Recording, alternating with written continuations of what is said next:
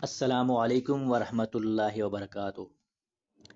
والد محترم حافظ زبیر علیزی رحمہ اللہ، انہوں نے اصول حدیث پر باقاعدہ سے کوئی کتاب نہیں لکھی، البتہ ان کے شاگرد الشیخ محمد ارشد کمال حافظ اللہ نے ان کی کتابوں میں ان کی مطبوع کتابوں میں جہاں پر بھی اصول حدیث سے متعلقہ بحث تھی اسے اس کتاب میں اکٹھا کر دیا ہے۔ یہ 260 صفحات پر مشتمل کتاب ہے، 260 صفحات پر، انتہائی اعلیٰ بائنڈنگ ہے، کریم کلر صفحات ہیں۔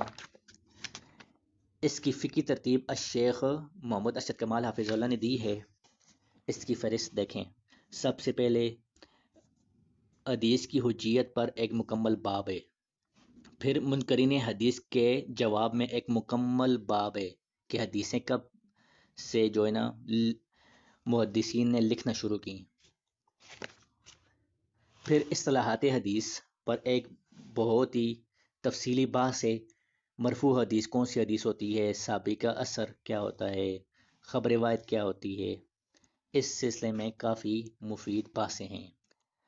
پھر حدیث کی اقسام، صحیح حدیث اور ضعیف حدیث، ان کی تعریف بھی اور ان پر مفصل بحثیں بھی ہیں۔ ضعیف حدیث محدثین نے کیوں ضعیف حدیثیں اکٹھی کی، اس پر بھی بحث ہے۔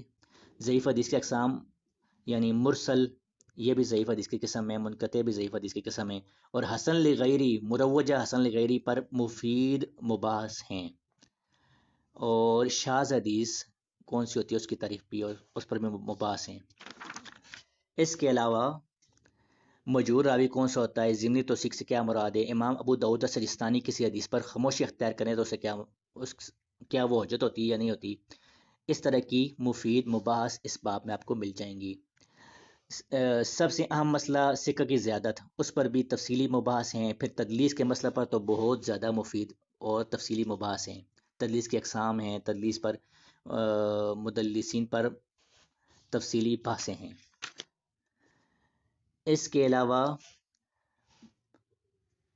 بخاری مسلم میں مدلسین کی روایتوں کے بارے میں بھی بحثیں ہیں، اور بعض اہم مباحثیں ہیں، مثلاً خاص دلیل عام دلیل پر مقدم ہوتی ہے یا نہیں ہوتی، عدم ذکر نفی ذکر کی دلیل ہے یا نہیں ہے، اس بات نفی پر مقدم ہے یا نہیں ہے، اس بارے میں محدثین کا کیا منہج تھا، تفصیلی مباحث ہیں۔ تقلید پر بھی بحثیں موجود ہیں۔ پھر اجماع اجتہاد، اجماع خبر روایت سے بڑا ہے۔ امت کا تلقی بالقبول کسی کتاب کو یا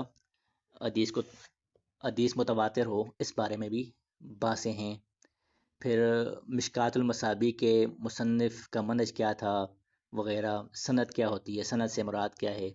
تو یہ کتاب جو ہے نا مباحث اصول حدیث، اس کے اندر آپ کو اصول حدیث سے متعلقہ شیخ زبیر علیزی رحمہ اللہ کی کتب میں جو بھی بحث تھی وہ ایک ہی جگہ پر فقہی اعتبار سے ملے گی، جسے آپ آسانی سے فہرست سے ڈھونڈ سکتے ہیں، مثال کے طور پر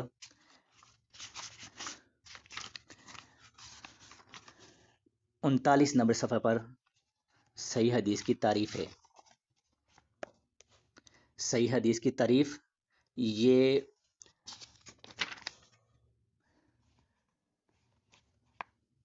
مقالات، یہ نور العینین کی دوسری نور العینین صفحہ نمبر 60 سے کاپی کی گئی ہے، یہ نور العینین صفحہ نمبر 60 سے کاپی کی گئی ہے۔